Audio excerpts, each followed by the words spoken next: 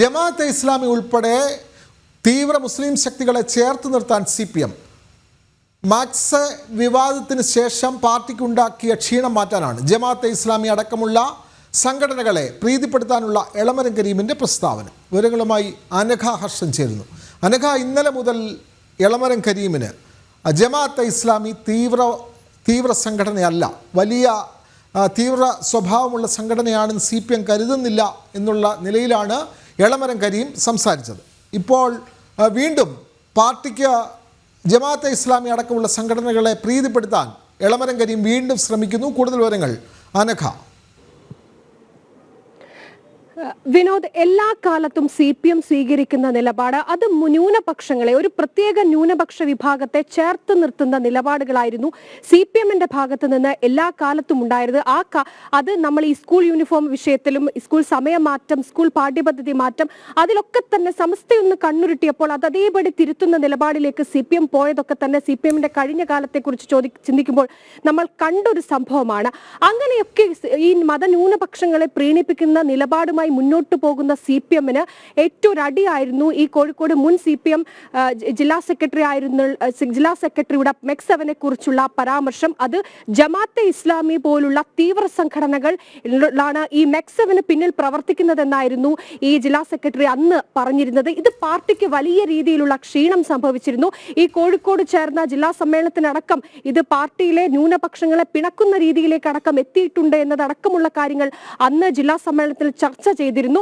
ഈ സാഹചര്യമൊക്കെ നിലനിൽക്കുന്ന സമയത്താണ് ഇപ്പോൾ തങ്ങളോട് ഏതെങ്കിലും തരത്തിൽ പിണങ്ങി നിൽക്കുന്ന ഒരു പ്രത്യേക ന്യൂനപക്ഷ വിഭാഗത്തെ തിരിച്ചടിപ്പിക്കാനുള്ള ഒരു നീക്കം CPMന്റെ ഭാഗത്ത് നിന്ന് ഉണ്ടാകുന്നത്.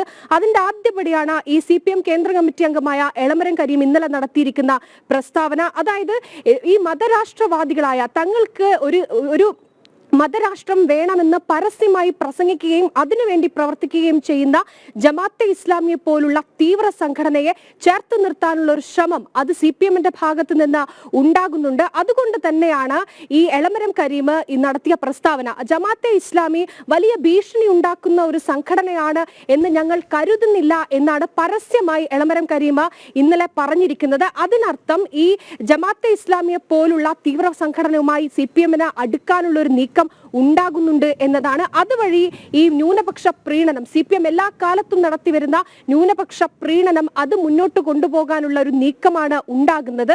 അതുകൊണ്ട് മാത്രമാണ് മതരാഷ്ട്രവാദികളായ ജമാഅത്തെ ഇസ്ലാമിയെ പോലുള്ള അതിതീവ്ര സംഘടനയോട് അടുക്കാനുള്ള നിലപാട് CPM തുറന്നു പറഞ്ഞിരുന്നത്.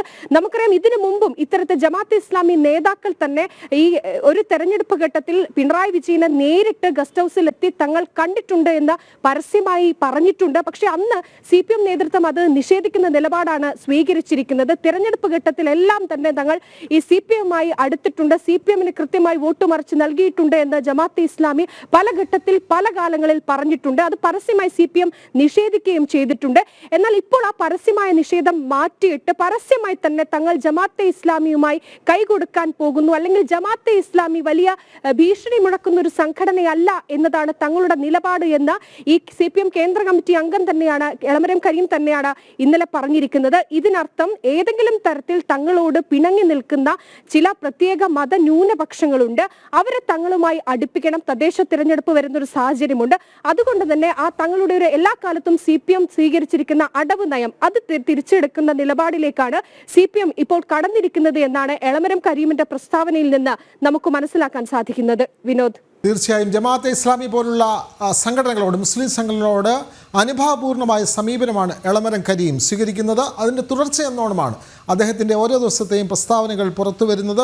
വിവരങ്ങൾ നൽകുകയായിരുന്നു കോഴിക്കോട് നിന്നും അനഘ ഹർഷൻ.